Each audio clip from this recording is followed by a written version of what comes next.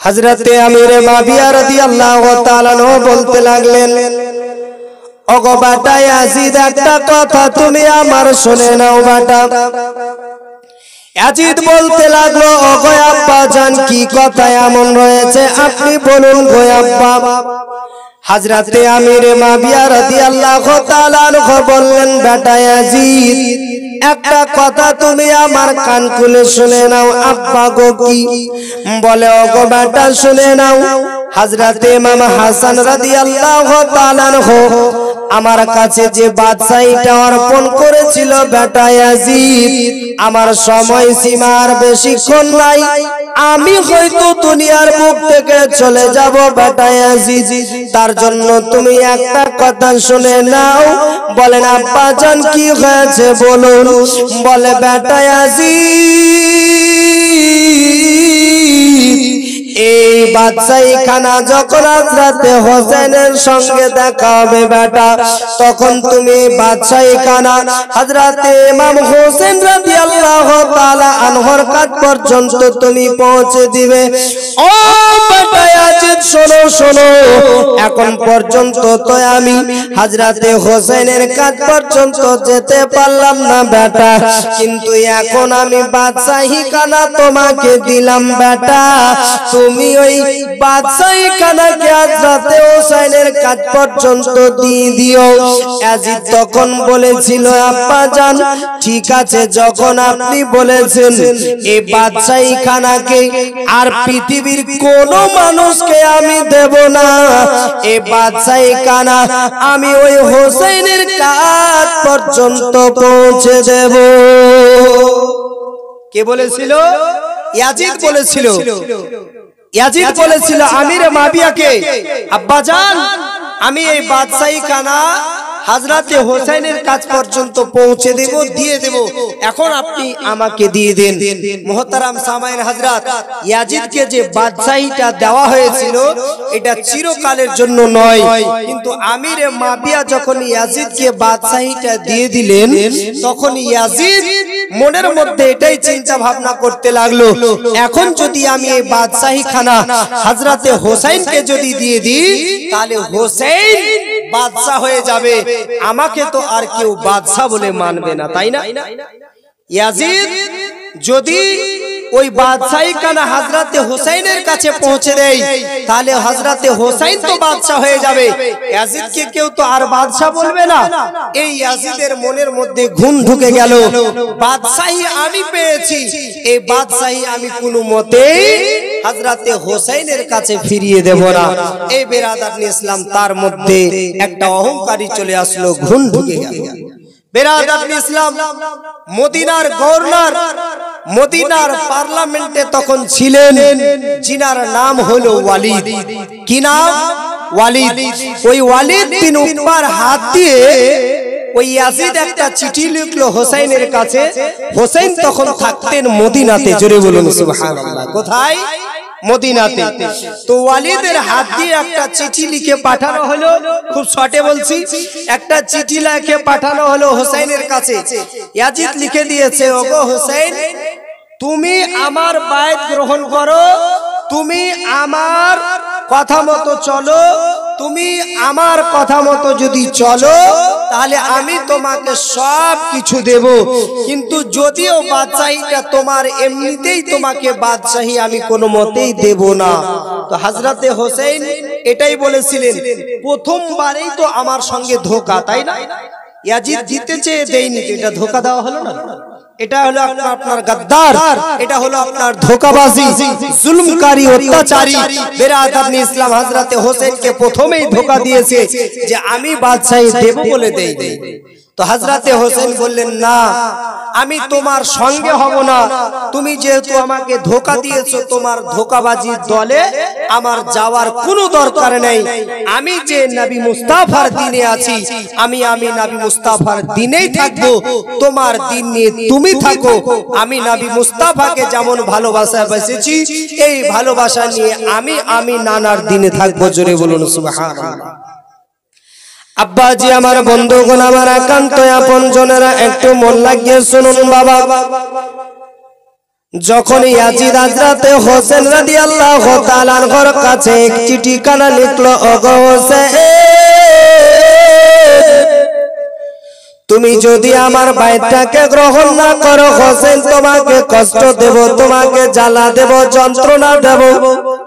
হযরতে হোসেন রাদিয়াল্লাহু তাআলা আনহু বলেছিলেন, ওগো ইয়াজিদ, শুনে নাও, তুমি আমাকে ধোঁকা দিয়েছো, কষ্ট দিয়েছো, দুঃখ দিয়েছো, কোনো মতে আমি তোমার কথা মতো চলবো না, তোমার কথায় আমি কান দেব না, কোনো মতে আমি তোমার হাতে হাত দিয়ে যেন বাইত গ্রহণ করব না। ওগো ইয়াজিদ, শুনে নাও, যে নবী মুস্তাফার কলমাটাকে আমি পড়েছি, যে নানার কলমা পড়েছি, যে আমি নবী মুস্তাফার দিনটাকে মেনেছি, এ নবী মুস্তাফার দিনে কোনো ধোঁকাবাজি চলে না, এ নবী মুস্তাফার দিনে কোনো যেন আপনার অত্যাচারী চলে না, এ নবী মুস্তাফার দিনে কোনো যেন আপনার জুলুমকারী চলে না। ওগো ইয়াজিদ, শুনে নাও, তুমি আমাকে ধোঁকা দিয়েছো, তোমার দলে আমি কোনো মতেই চলে যাব না। ইয়াজিদ আপনার এই উত্তরখানা যখন আপনার শুনলো বাবা, শোনার পরে ইয়াজিদ আরো একটা চিঠি হোসেনের কাছে লিখলো, ওগো হোসেন, তুমি যদি আমার দলে যদি চলে না আসো, তোমাকে আমি অনেক কষ্ট দেব গো হোসেন, তোমাকে আমি অনেক দুঃখ দেব, তোমাকে আমি অনেক কষ্ট দেব, তুমি মদিনাতে বসবাস করতে পারবে না। হযরত হোসেন বলেছিলেন, শুনে নাও, তোমরা যতই কষ্ট দাও না কেন, যতই জ্বালা যন্ত্রণা দাও না কেন, আমি নবী মুস্তাফার নাতি, আমি হোসেন নানার কলমা পড়েছি, আমি হোসেন কোনো মতেই তোমাদের পক্ষে যাব না, কোনো মতেই তোমাদের পক্ষে যাব না। বাবাজি আমার, বন্ধুগণ আমার, এরকম করে বাবা দিন কাটে, দিন যায়। হঠাৎ করে একদিন ইয়াজিদ অনেকগুলো লস্করকে যেন আপনার হযরতে হোসেনকে কষ্ট দেওয়ার জন্য বাবা মদিনার সরজমিনে পাঠিয়ে দিয়েছেন। বাবা ইয়াজিদ যখন হযরতে হোসেনকে মারার জন্য অনেকগুলো সৈন্যকে, লস্করকে হযরতে হোসেনকে মারার জন্য মদিনাতে পাঠিয়ে দিয়েছে। হযরতে হোসেন দেখেন, আমাকে মারার জন্য এত লস্কর আমার কাছ পর্যন্ত এসেছে, আমাকে কষ্ট দেবে, আমাকে জ্বালা দেবে, যন্ত্রণা দেবে, তারপরেও আমি হোসেন কিন্তু তার দলে চলে যাব না। ও বাজি আমার, বন্ধুগণ আমার, শেষ পর্যন্ত ইয়াজিদের সমস্ত লোকেরা হযরতে হোসেনকে যেন আপনার কষ্ট দিতে আরম্ভ করলো, হযরতে হোসেনকে জ্বালা দিতে আরম্ভ করলো, হযরতে হোসেনকে যন্ত্রণা দিতে আরম্ভ করলো। হযরতে হোসেন রাদিয়াল্লাহু তাআলা আনহু যেন আর দুঃখ সহ্য করতে পারেন না, কষ্ট সহ্য করতে পারেন না। হযরতে হোসেনের দুই চোখ দিয়ে আপনার টপ টপ টপ টপ করে পানি পড়ে। আল্লাহর দরবারে দুই কানা হাত উত্তোলন করে আর কাঁদেন, ওগো আল্লাহ পাক রব্বুল আলামিন, আমি কেমন করে ইয়াজিদের এত যন্ত্রণা সহ্য করব মাবুদ, ইয়াজিদের যন্ত্রণা তো আর সহ্য করতে পারি না। ইয়াজিদ তো আমাকে অনেক কষ্ট দেয়, ইয়াজিদ তো আমাকে অনেক জন দুঃখ দেয়। ওগো আল্লাহ পাক রব্বুল আলামিন, তুমি আমাকে যেন সবর আতা করো। ওগো আল্লাহ পাক রব্বুল আলামিন, তুমি পবিত্র কোরআনের মধ্যে বলেছো, ইন্নাল্লাহা মা'আস সাবিরিন, যারা সবর করে আল্লাহ পাক রব্বুল আলামিন তাদের সঙ্গে থাকে। ওগো আল্লাহ পাক রব্বুল আলামিন, তুমি আমাকে সবর করার তৌফিক ইনায়াত করে দাও, আমি যেন ইয়াজিদের অত্যাচারে, আমি যেন ইয়াজিদের জুলুমে কোনো মতে আমি আমার নানাকে ভুলে না যাই। জোরে বলুন, আমি এই ইয়াজিদের অত্যাচারে যেন আমি আমার নবী মুস্তাফাকে ভুলে না যাই। আল্লাহ তোমাকে এবং তোমার হাবিবকে যেন আমি ভুলে না যাই, এতটুকু সবুর, এতটুকু শক্তি আল্লাহ তুমি আমাকে প্রদান করে দাও। আল্লাহ পাক রব্বুল আলামিনের কাছে দোয়া করলেন। বাবাজি আমার, ইয়াজিদের দল বলেন লোকেরা, ইয়াজিদের সমস্ত সৈন্য বাহিনীরা হযরতে হোসেনকে বলতে লাগলো, ও হোসেন, এখন পর্যন্ত তোমাকে কষ্ট দিয়েছি, এখন পর্যন্ত জ্বালা দিয়েছি, এখন পর্যন্ত তো তোমাকে যন্ত্রণা দিয়েছি, কিন্তু তুমি কি জানো? বলে কি? বলে তুমি যদি ইয়াজিদের পক্ষে না আসো তাহলে তোমাকে মদিনার সরজমিনে তোমাকে শহীদ করে দেওয়া হবে, তোমাকে তরবারি দিয়ে শহীদ করে দেব, তোমার গলা কেটে দেব, মদিনার পাক মাটিতে খুনের বন্যা বইয়ে দেব। ইয়াজিদের লোকেরা বলল, যখন ইয়াজিদের লোকেরা এই কথা বলল, হযরতে হোসেন রাদিয়াল্লাহু তাআলা আনহু বললেন, না, এই মদিনাতে আমি থাকছি, মদিনাতে আমি আছি, এর কারণ হলো একটাই, যে এই মদিনা হলো আমার নবী মুস্তাফার দেশ। কারণ এই মদিনাকে আমি সবচাইতে এই কারণেই ভালোবাসি যে এই মদিনাতে আমার নবী মুস্তাফার রওজা মুবারক রয়েছে। জুড়ে বলুন, এই মদিনাতে আমার নানা মুস্তাফার রওজা আনওয়ার রয়েছে। এই মদিনাকে জন্য আমি ভালোবাসি এবং আমি মদিনাতে থাকি। অতএব ইয়াজিদের লোকেরা যদি আমাকে মারে, আমাকে যদি কতল করে, শহীদ করে, তাহলে এই মদিনার পাক মাটিতে আমার রক্ত পড়বে, এই রক্ত আমার নানা জান সহ্য করতে পারবেন না। অতএব যদি আমাকে শহীদ হতে হয় তো আমার নানা জান অর্থাৎ দয়ার নবী, মায়ার নবী, প্রেমের ছবি আমার জন্মের কালে অর্থাৎ হযরতে হোসেনের জন্মের সময় হযরতে ইমাম হোসেনকে কোলে নিয়ে আমার আকা মুস্তাফা বলেছিলেন, এ হোসেন, তোমাকে একদিন কারবালার প্রান্তরে শহীদ হতে হবে, আর কারবালার প্রান্তরে শহীদ হয়ে গিয়ে তোমাকে তোমার নানার দ্বীন বাঁচাতে হবে। জোরে বলুন সুবহানাল্লাহ। তো শহীদ যখন আমাকে হতেই হবে, তো আমি নানা মুস্তাফার কথা অনুযায়ী আমি কারবালার প্রান্তরে হব, এই মদিনার মাটিতে আমি রক্ত ঝরতে দিব না। জোরে বলুন। অনেকে বলে থাকে যে হযরতে হোসেন ইয়াজিদের ভয়ে মদিনা ছেড়ে মক্কায় পালিয়েছিল, আর মক্কা থেকে কুফা, কুফা থেকে কারবালা, এরকম করে হযরতে হাসান ভয়ে পালিয়েছিলেন। জি না বাবাজি, হযরত ইমাম হোসেন রাদিয়াল্লাহু তাআলা আনহু ভয়ে পালিয়ে যাননি। উনি এই জন্যই গিয়েছিলেন যে এই মদিনার মাটিতে আমার দয়ার নবীজি শুয়ে আছেন, এই মদিনার মাটিতে আমার দয়ার নানা আরাম করতে আছেন, এই মদিনার মাটিতে আমি হোসেনের রক্ত পড়তে দেব না, কারণ আমার দয়ার নবী সহ্য করতে পারবেন না। জোরে বলুন। এই জন্য হযরতে হোসেন ইচ্ছাকৃত মদিনা ছেড়ে মক্কায় গেছিলেন। কেন গেছিলেন, কেমন করে গেছিলেন একটু শুনুন।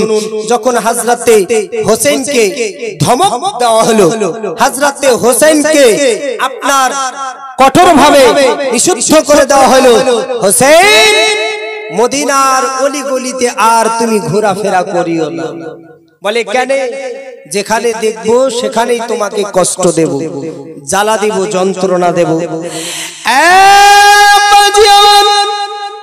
হযরতে হোসেন রাদিয়াল্লাহু তাআলা আনহু এই কথা শোনার পরে দুই চোখের পানি ছেড়ে আল্লাহ পাক রব্বুল আলামিনের দরবারে কান্না করতে থাকেন আর বলতে থাকেন, ওগো আল্লাহ পাক রব্বুল আলামিন, কোন মতে আমি এই মদিনার সরজমিনে আমি রক্তের ফোঁটা আমি পড়তে দেব না। ওগো আল্লাহ পাক রব্বুল আলামিন, আমি হোসেনে মদিনা ছেড়ে মক্কা নগরে হিজরত করে চলে যাব। মদিনা ছেড়ে মক্কায় চলে যাবে। আব্বাজি আমার হযরতে হোসেন তখন বাড়ি আসলেন। আসার পর নিজের বাড়িতে যতগুলি আপনার লোক ছিল আরো কিছু লোক নিলেন, এরকম করে একটা কাফলা তৈরি করলেন। কাফলা তৈরি করার পর হযরতে হোসেন মদিনা থেকে মক্কায় চলে যাবেন। কাফলা রেডি, যাওয়ার জন্য সামান পাতি গুছানো হলো। খুব শর্টে বলছি, সামান পাতি গুছানো হলো। হযরতে হোসেন সিদ্ধান্ত এটাই করলেন যে আজকে রাত্রেই আর আমরা দেরি করব না, এই আমাদের কাফলা নিয়ে, আমাদের দলবল নিয়ে এই রাতের অন্ধকারে আমরা মদিনা ছেড়ে মক্কায় চলে যাব। বাবাজি আমার, তো হযরতে হোসেনের মনের মধ্যে একটা একটা কিন্তু জজবা ছিল, মনের মধ্যে একটা শখ ছিল কি যে হযরতে হোসেন যতদিন মদিনাতে ছিলেন নবী মুস্তাফার এবং মা ফাতেমাতুজ জোহরা রাদিয়াল্লাহু তাআলা আনহার, অর্থাৎ নবী মুস্তাফা হযরতে হোসেনের নানা আর মা ফাতেমাতুজ জোহরা হলেন হযরতে হোসেনের আম্মা জননী। তো এই দুইজনের কি করতেন হযরতে হোসেন? সকাল সন্ধ্যা জিয়ারত করতেন। জোরে বলুন কি করতেন? জিয়ারত করতেন। বাবাজি আপনারাও মা বাবার কবর জিয়ারত করবেন। কবর জিয়ারত করাতে লাভ আছে, এর মধ্যে কোনো প্রকার ক্ষতি নেই। কবর জিয়ারত সম্পর্কে আল্লাহর নবী তো হাদিস শরীফের মধ্যে এটা বলেছেন, মান যারা কবরি ওয়াজাবাত লাহু শাফাআতি, যে ব্যক্তি আমার কবরকে জিয়ারত করবে তার জন্য রোজ কিয়ামতের মাঠে আমার শাফাআত ওয়াজিব হয়ে যাবে। জোরে বলুন সুবহানাল্লাহ। বিরাদার ইসলাম, কেউ যদি বলে যে কবর জিয়ারতে যাব কেন, নবী মুস্তাফার কবর না জিয়ারত করলে কি আমরা জান্নাত পাবো না?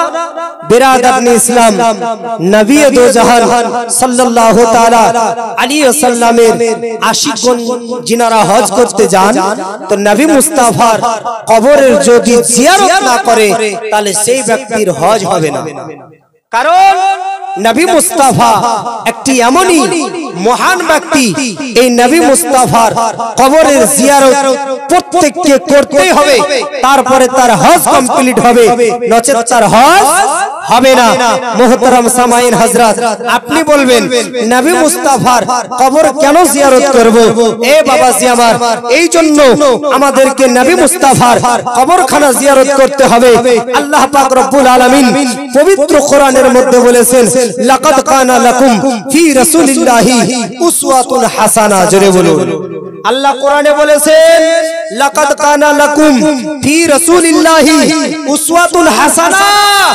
জগতের মানুষ, তোমাদের কাছে আমি আমার নবী মুস্তাফাকে অর্থাৎ দয়াল নবীকে এই জন্য পাঠিয়েছি, এই রকম করে পাঠিয়েছি তোমাদের জীবনে চলাফেরা করার জন্য একটা নমুনা হিসাবে তোমাদের কাছে আমি আমার নবীকে পাঠিয়েছি। জোরে বলুন সুবহানাল্লাহ। অর্থাৎ তোমরা জগতের বুকে কেমন করে চলবে, কেমন করে উঠবে, বসবে, কথাবার্তা বলবে, এই সমস্ত কিছু তোমাদেরকে নবীর কাছ থেকে শিক্ষা নিতে হবে, এটা আল্লাহ বলেছেন। এই জন্য সব সময় আমাদেরকে দয়ার নবীকে ফলো করতে হবে। কাকে ফলো করতে হবে? দয়ার নবীকে ফলো করতে হবে। তারপরে আমাদের ওই আয়াতের উপরে আমল হবে, লাকাদ কানা লাকুম ফি রাসূলিল্লাহি উসওয়াতুন হাসানাহ। মুহতারাম সামাইন হযরত, নবী মুস্তাফাকে ফলো করব আর জগতের বুকে আমরা চলাফেরা করব, তাহলে আমাদের জীবন ধন্য হবে, নচেত আমাদের জীবন বরবাদ হয়ে যাবে। তো বিরাদার, বলতেছিলাম হযরতে হোসেন মদিনার সরজমিনে নবী মুস্তাফার কবরখানাকে জিয়ারত করতেন সকাল সন্ধ্যা। চলে যাবেন রাত্রি বেলা মদিনা ছেড়ে মক্কায়। তো হযরতে হোসেন বাড়িতে সকলকে ডেকে বলছেন, গো শুনে নাও। বলে কি হয়েছে বলো। বিশেষ করে হযরতে হোসেন রাদিয়াল্লাহু তাআলা আনহু নিজের বোন জয়নবকে ডাকলেন, বোন জয়নব বলেন কি হয়েছে গো ভাইজান বলে দাও। বলে গো বোন জয়নব শুনে নাও, আমরা তো আজকে যেন এই মদিনা ছেড়ে মক্কাতে চলে যাব জয়নব, আমরা তো মক্কা চলে যাব মদিনাকে ত্যাগ করে। হযরতে জয়নব বলেছিলেন, গো ভাই হোসেন, হ্যাঁ তার কারণে কি হয়েছে? বলে ও বোন জয়নব শুনে নাও, এই যে ইয়াজিদের দলেরা এত অত্যাচার করতেছে, এই জন্য যে আমরা আজকে মদিনা ছেড়ে চলে যাব। বোন জয়নব, আর তো আমরা নবী মুস্তাফার কবরখানা জিয়ারত করতে পারবো না রে বোন। আর তো মা জননী মা ফাতেমাতুজ জোহরা রাদিয়াল্লাহু তাআলা আনহার কবরখানা জিয়ারত করা হবে না। ওগো বোন জয়নব, এই জন্য বলি আজকে রাত্রি বেলা শেষবারের মতো আমরা দয়ার নবী মায়ার নবী সাল্লাল্লাহু তাআলা আলাইহি ওয়াসাল্লামের কবরখানাকে জিয়ারত করতে যাব। বোন জয়নব বললেন, বললেন ভাই হোসেন ঠিক আছে চলে যান যাও যাও গো ভাই হোসেন তুমি চলে যাও নানা জানের কবরখানাকে জিয়ারত করে এসো হযরতে হোসেন রাদিয়াল্লাহু তাআলা আরো কিছু লোকজনকে সঙ্গে করে নিলেন কিছু আত্মীয় স্বজনের লোকজনকে সঙ্গে করে নিলেন আর হযরতে হোসেন রাতের অন্ধকারে গুটি গুটি গুটি গুটি পায়ে চলতে লাগলেন কোথায় হযরতে হোসেন কোথায় চলতে লাগলেন হযরতে হোসেন বলেন শেষবারের মতো আমার আকা মুস্তাফা রওজার দিকে আমি চলতে শুরু করলাম আমার পিছন পিছন সকলে চলতে শুরু করলো হযরতে হোসেন রাদিয়াল্লাহু তাআলা এক পা দু পা করতে করতে আমার আকা রাহমাতুল লিল আলামিন নবী মুস্তাফার জান রওজা আনোয়ারের কাছে পৌঁছে গেলেন কবর মোবারকের কাছে পৌঁছে গেলেন ও বাবাজি আমরা আহলে সুন্নাত ওয়াল জামাত আমরা রওজা আনোয়ার বলে থাকি আপনাকে বোঝানোর জন্য কবর মোবারক খানা বললাম বাবা হযরতে হোসেন এক পা দু পা করতে করতে আমার রাসূলুল্লাহ রওজা আনোয়ারের কাছে চলে গেলেন যাওয়ার পরে দুই চোখের পানিকে টপ টপ টপ টপ করে ছেড়ে দিয়েছেন নবী মুস্তাফার দরবারে হযরতে হোসেন দুই কানাত উত্তোলন করেছেন দুই চোখের পানি top top top top top top করে পড়ে যায় আর হযরতে হোসেন জানো নবী মুস্তাফার দরবারে হাত উত্তোলন করে আপনার দোয়া করতেছেন আর বলতেছেন নানা গো আজকে আমি হোসেন জানো আপনার দরবারে এসেছি সে সালাম খানা নিয়ে এসেছি ওগো নানা জান এরপরে আর আপনার সঙ্গে কোনোদিন সাক্ষাৎ হবে না ওগো নানা জান মদিনার মাটি থেকে আমি হোসেন শেষবারের মতো চলে যাব গো নানা এই জন্য সে সালামটা নিয়ে এসেছি আপনি দয়া করে আমার সে সালামটা কবুল করুন জোরে के आखिरी सलाम लाहे नाना छेड़े जाए सोनार मदीना आखिरी सलाम लाहे नाना हजरत हुसैन রাদিয়াল্লাহু তাআলা আনহু নানা অর্থাৎ নবী মুস্তাফার কবরের পাশে গিয়ে অর্থাৎ রওজা আনোয়ারের পাশে গিয়ে হযরতে হোসেন কেঁদে কেঁদে দোয়া করছিলেন তখন হযরতে হাসান তো বেঁচে ছিল না এইজন্য হযরতে হোসেনের মনে আরো বড় দুঃখ জুড়ে বলুন কবি বলছেন কে আখিরি সালাম লাহে নানা ছেড়ে যায় সোনার মদিনা আখিরি সালাম লাহে নানা ছেড়ে যায় সোনার মদিনা প্রাণ ভরে দেখে নাও গো প্রাণ ভরে দেখে নাও গো আর যে দেখা হবে না আর যে দেখা হবে না ও গো দয়ার নানা জান ও গো সরওয়ারে মদিনা তোমার হোসেন হয়েছে ও যে কারবালায় মদিনা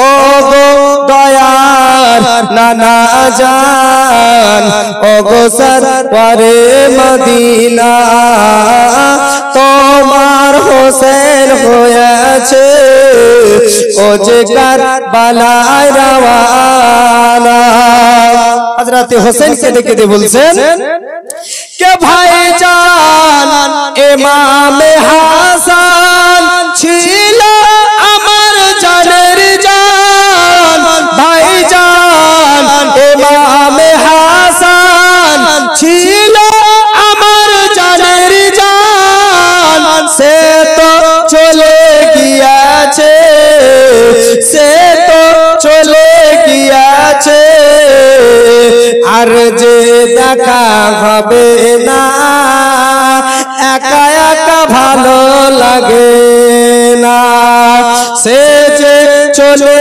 গিয়াছে আর যে দেখা হবে না একা একা ভালো লাগে না ও গো দয়ার নানা জান ও গো সরওয়ারে মদিনা তোমার হোসেন হয়েছে ও যে কারবালায় রওয়ানা জোরে বলুন আরো জোরে বলুন কে দিন ইসলামের খাতিরে ঈমান বাঁচানোর তরে দিন ইসলামের খাতিরে ঈমান বাঁচানোর তরে সে তো চলতে শুরু করেছে সে তো যেতে শুরু করেছে কাটাবে গিয়ে নিজের গলা খানা কাটাবে নিজের গলা খানা ও গো দয়ার নানা জান ও গো সরওয়ারে মদিনা তোমার হোসেন হয়েছে ও যে কারবালায় রওয়ানা আব্বাজি আমার বন্ধুগণ আমার আকা মুস্তাফা রহমাতুল লিল আলামিন নবী আমার মদিনার সরজমিনে এখন পর্যন্ত আমাদের জন্য জেগে আছেন আব্বাজি হযরত ইমাম হোসেন রাদিয়াল্লাহু তাআলা আনহু এবার চলে গেছেন গো নানা আমি শেষবারের মতো আপনার রওজাতে এসেছি নানা আপনি আমার শেষ সালাম খানা কবুল করে নিন হযরত ইমাম হোসেন রাদিয়াল্লাহু তাআলা আনহু নানা মুস্তাফার কবরখানাকে জিয়ারত করার পর বেরাদার এক পা দুপা করতে করতে মা জননী হযরত মা ফাতেমা জোহরা রাদিয়াল্লাহু তাআলা আনহার কবরখানার কাছে চলে গেলেন হযরত ইমাম হোসেন রাদিয়াল্লাহু তাআলা আনহু মা জননী হযরতে মা ফাতেমা জোহরার কবরের পাশে গিয়ে যেন দুই চোখের পানিকে আবার ঝাড়তে শুরু করেছেন দুই চোখের পানি টপ টপ টপ টপ করে পড়ে যায় হযরতে হোসেন আপনার বলতে থাকেন গো মা জননী আমি আপনার রওজাতে আমি আপনার যেন কবরের পাশে কতবার এসেছি মা গো কিন্তু আমি হোসেন মনে হয় আর আসতে পারবো না ওগো মা জননী দয়া করে আপনি যেন শেষবারের মতো আপনি যেন আমাকে একটু যেন সবরের তালকিন করুন আমাকে একটু সবরের জন্য বুঝান দেন ও মা জননী আপনি আমাকে এতটুকু সবরের দোয়া করে দেন যেন কারবালার প্রান্তরে আমার যখন 6 মাসের আলী আসগারের বুকে যখন তীর লাগবে জননী গো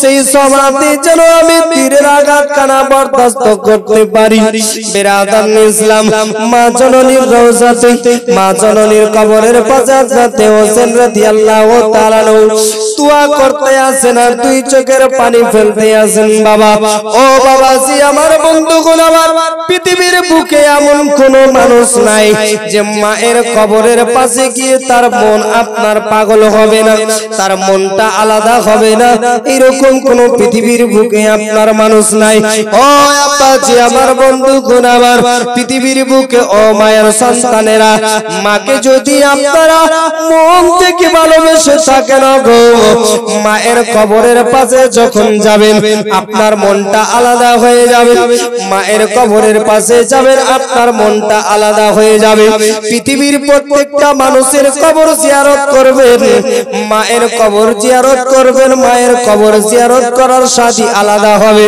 ও বাবাজি হযরতে হোসেন মায়ের কবর জিয়ারত করছেন দুই চোখে জল আব্বাজি আমার কেউ বা জিজ্ঞাসা করে না গো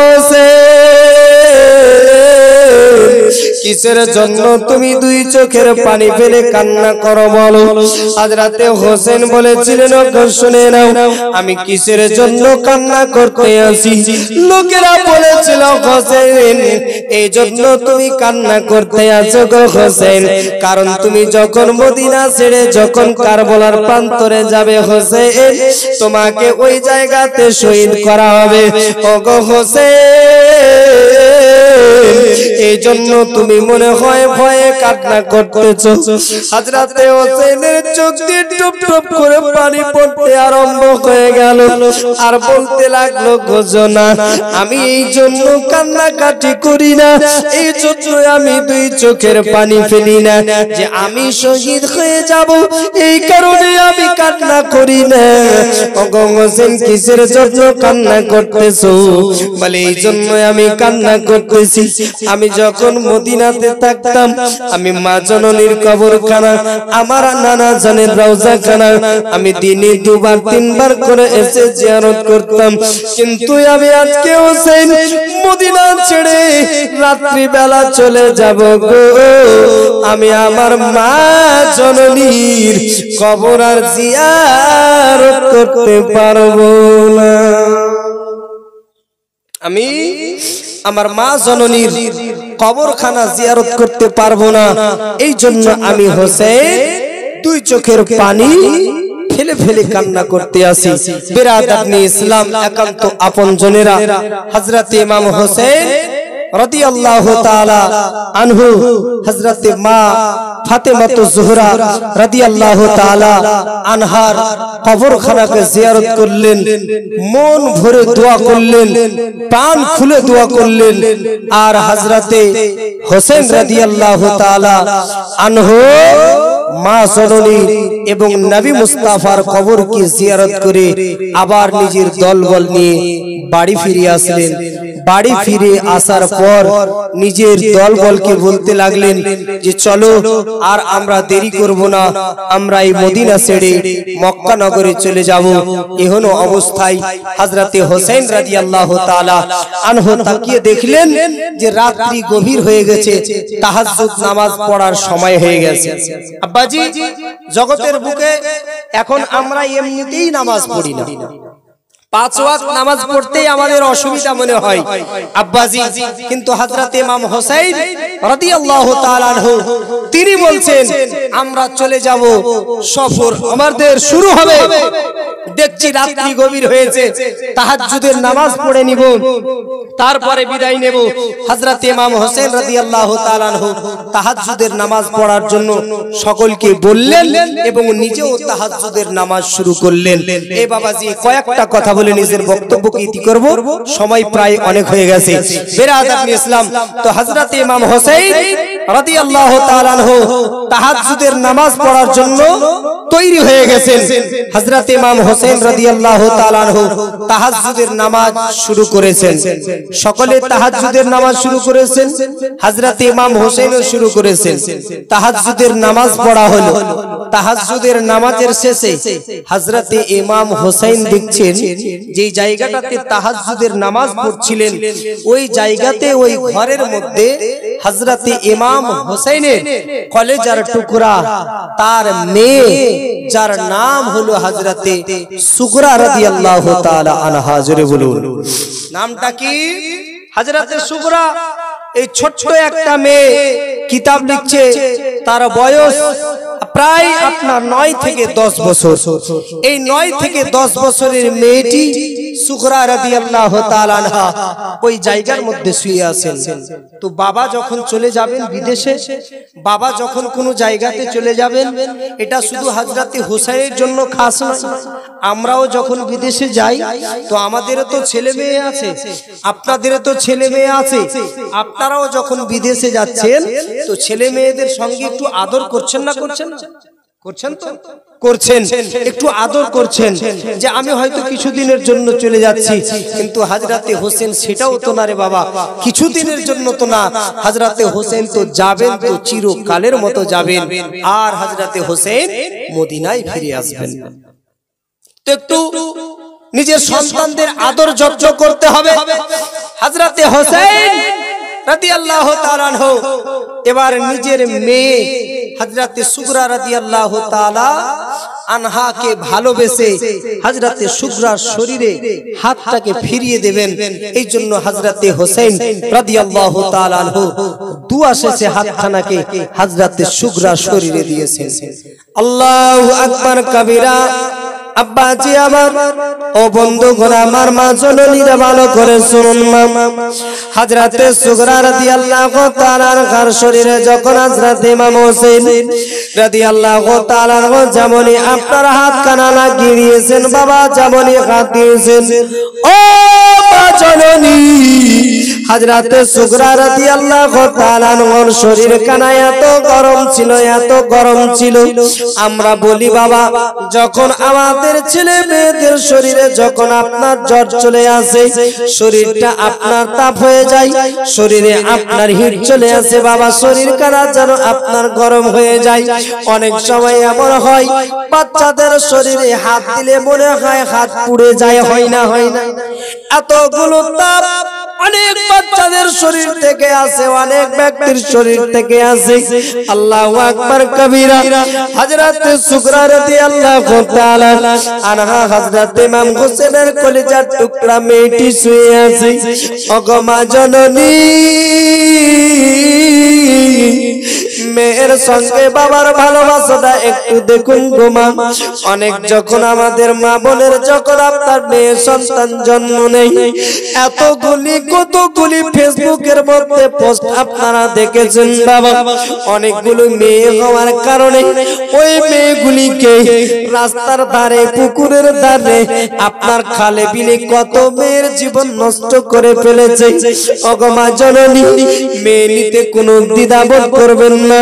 আল্লাহ পাক রব্বুল আলামিন আপনাকে যেটাই দিয়ে দেবে ওটাকে আল্লাহর আপনার উপহার বলে গ্রহণ করে নেবেন। আল্লাহ ছেলে দিয়েছে না মেয়ে দিয়েছে এটা নিয়ে চিন্তা করার কোনো প্রয়োজন নাই। আছে না? ও আব্বাজি আমার হযরতে হোসেন রাদিয়াল্লাহু তাআলা কলেজার টুকরা হযরতে সুগরা এই মেয়েটির শরীরে যখন আপনারা দিয়েছেন বাবা গো, হযরতে সুগরার যেন শরীর খানাতে তাপ। হযরতে হোসেন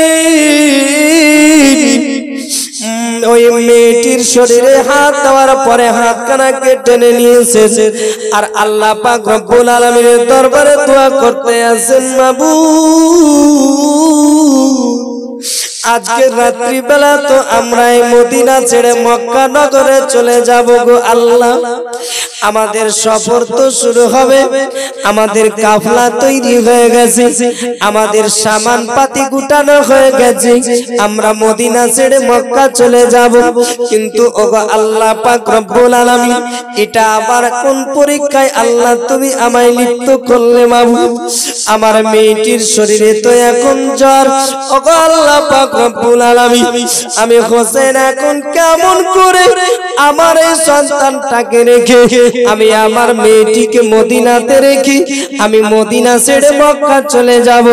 আল্লাহ আমি এখন কি করি? আমি যদি আমার মেয়ের জন্য থাকি তাহলে আমার ওই মক্কা যাওয়া হবে না, আর যদি আমি মক্কাতে চলে যাই আমার মেয়েটাকে কেমন করে রেখে যাব আল্লাহ এটাও তো সহ্য করতে পারি না। ও আব্বাজি আমার শুধু হযরতে হোসেনের জন্য নয়, আমি আপনাদেরকেও বলি বাবা আপনার যদি ট্রেনের টিকিট কেন বাবা, আপনার যদি প্লেনের টিকিট করা থাকে, আপনার যদি এরোপ্লেনের টিকিট বানানো থাকে, আপনার বাড়িতে যদি আপনার সন্তানটা যদি অসুখ হয়ে যায়, ওই সন্তানটা যদি আপনাকে আব্বা আব্বা বলে ডাকে আপনার মনটা পানি হয়ে যাবে। আপনি বলবেন না না না আমি প্লেনের টিকিট কেন, এই প্লেনের টিকিট আমি ক্যান্সেল করে দেব যতক্ষণ পর্যন্ত প্রাণের সন্তানটা ভালো হবে না, ততক্ষণ পর্যন্ত আমি বিদেশ চলে যাব না। কিন্তু হযরতে হোসেন রাদিয়াল্লাহু তাআলা করতো সেটাও আর হবে না। হযরতে হোসেন তো আর ফিরে আসবেন না। আর সেই দিন রাতে তো হযরতে হোসেনকে যেতে হবে, সবকিছু ঠিক করা হয়েছে। হযরতে হোসেন কোন আপনার চিন্তা করতে লাগলেন, মাবুদ এখন করি তো করি কি। শেষ পর্যন্ত হযরতে সুগরা রাদিয়াল্লাহু তাআলা আনহর দেহর মধ্যে হাত দেওয়ার পর যখন বুঝতে পেরেছিলেন হযরতে সুগরার শরীরে অনেক তাপ, অনেক জ্বর, হযরতে সুগরা রাদিয়াল্লাহু তাআলা আনহা আপনার চোখটা খুলেছেন, বাবা হোসেনের দিকে তাকিয়ে আছেন। তাকিয়ে থাকতে থাকতে যেন সুগরার দুই চোখ দিয়ে টপ টপ টপ টপ করে পানি পড়তে আরম্ভ।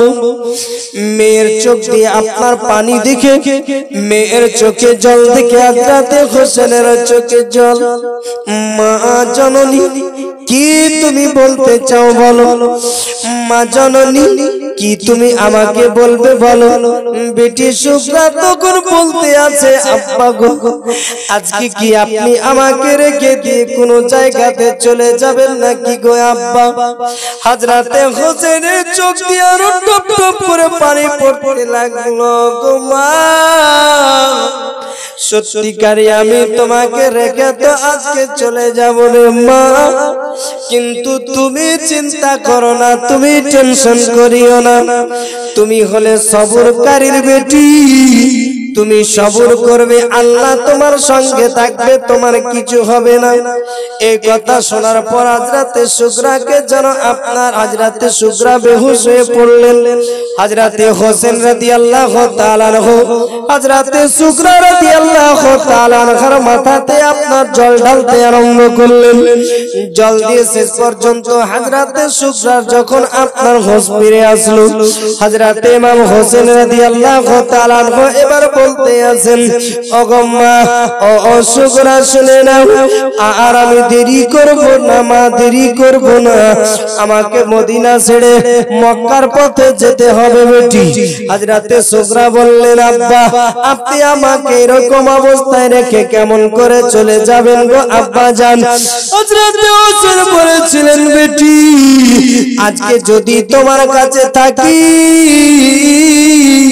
তাহলে নানার কথা মতো কিন্তু পালন করা হবে না, নানার কথা মতো আমার চলা হবে না, যেহেতু দয়ার নানা জান বলেছেন আমাকে কারবালার প্রান্তরে শহীদ হতে হবে। ও বেটি শোনো, এই জন্য আমি মক্কা যাব, মক্কা থেকে এমনি করে আরো আমি এইরকম করে হিজরতকে বাড়াতে বাড়াতে, পদযাত্রাকে বাড়াতে বাড়াতে শেষ পর্যন্ত আমি কারবালার মাঠ পর্যন্ত চলে যাব রে মা। হযরতে হোসেন রাদিয়াল্লাহু তাআলা আনহু এই কথা বলার পরে বললেন, ও বেটি সুগরা ঠিক আছে তুমি মদিনাতে থাকো, আমি হযরতে হোসেন এবার মক্কার পথে রওনা দিই। হযরতে হোসেন রাদিয়াল্লাহু তাআলা আনহু মক্কার পথে চলে যাবেন, মক্কায় চলে যাবেন, মদিনা থেকে এবার মক্কার দিকে চলে যাবেন। হযরতে সুগরা রাদিয়াল্লাহু তাআলা আনহা এবার পিছন থেকে তাকিয়ে তাকিয়ে দেখছেন, আব্বা আপনি চলে যাবেন। হযরতে হোসেন রাদিয়াল্লাহু তাআলা আনহু বলছেন, হ্যাঁ মা আমি চলে যাব। হযরতে হোসেন রাদিয়াল্লাহু তাআলা আনহুকে হযরতে সুগরা রাদিয়াল্লাহু তাআলা আনহা একটা কথা বলেছিলেন, আব্বা জান আপনি শেষবারের মতো আমার একটা কথা শুধু শুনে যান। বলেন, কি মা কি কথা বলো। বলেন, ওগো আব্বা জান আপনি যে আজকে আমাকে রেখে চলে যাচ্ছেন, ওগো আব্বা আপনি কি আমাকে ভালোবাসেন না? এই বিরাদার ইসলাম, কোন সন্তান যদি কোনো বাবাকে বলে, বাবা আপনি চলে যাচ্ছেন, আপনি কি আমাকে ভালোবাসেন না? এ বিরাদার, পৃথিবীর বুকে এমন কোন বাবা আছে যে নিজের সন্তানকে ভালোবাসে না? আর যে সন্তানকে ভালোবাসে না ও আবার বাবাই হবে কেমন করে? ও বাবাও তো হতে পারে না। বাবাজি আমার, বন্ধুগণ আমার, হযরতে হোসেনকে যখন বলেছে, আব্বা আপনি যে আজকে আমাকে এরকম করে রেখে চলে যাচ্ছেন আব্বা গো, তো আপনি কি আমাকে ভালোবাসেন না? হযরতে হোসেনের কলিজা চুর চুর হয়ে গেছে। বেটি আমি তোমাকে ভালোবাসি মা, আমি তোমাকে অন্তর থেকে ভালোবাসি মা, আমি তোমাকে নিজের জীবন থেকে ভালোবাসি মা, তুমি চিন্তা করো না। আব্বা যখন তুমি আমাকে এতই ভালোবাসো তাহলে আজকে তুমি আমাকে রেখে যাচ্ছ কেন? হযরতে হোসেন বলেছিলেন বেটি শোনো, আমি তো তোমাকে ভালোবাসি রে মা, তোমাকে ভালোবাসি। তাহলে একটা কথা শুনে নাও মা, আমি তোমাকে অতটা ভালোবাসি না যতটা ভালো আমার দয়ার নবীজিকে বাসি। জোরে হযরতে হোসেন রাদিয়াল্লাহু তাআলা আনহু তিনি বলেছিলেন মা, আমি তোমাকে ভালোবাসি এটা বাস্তব, আমি তোমাকে নিজের জীবন চাইতেও বেশি ভালোবাসি এটা বাস্তব। তাহলে আমি তোমাকে অতটা ভালোবাসি না যতটা ভালো আমি আমার নানাকে অর্থাৎ আমি আমার নবীকে ভালোবাসি। এই মা আজকে তোমার মায়া দেখলে হবে না, আমাকে আমার নানার কথা পালন করতে হবে। জোরে বলুন সুবহানাল্লাহ। এই বিরাদারনি ইসলাম, কারণ দয়ার নবী প্রেমের ছবি সাল্লাল্লাহু তাআলা আলাইহি ওয়াসাল্লাম বলেছেন যে হযরতে হোসেন রাদিয়াল্লাহু তাআলা আনহু একদিন আপনার কারবালার প্রান্তরে শহীদ হবে। এই বেটি এই জন্য আজকে তোমার মায়া দেখলে হবে না, আজকে নবী মুস্তাফার কথাই আমাকে চলতে হবে, নবী মুস্তাফার কথা আমাকে পালন করতে হবে। এই জন্য আজকে আমি আর তোমার কাছে থাকতে পারবো না, আমি মদিনা ছেড়ে মক্কার পথে হিজরত করব। এই বিরাদারনি ইসলাম, হযরতে হোসেন রাদিয়াল্লাহু তাআলা আনহু এই বলে বিরাদারনি ইসলাম মদিনা ছেড়ে মক্কার দিকে নিজের দলবল নিয়ে চলতে শুরু করলেন। মুহাব্বতে একবার দরুদ পাঠ করুন, আল্লাহুম্মা সাল্লি আলা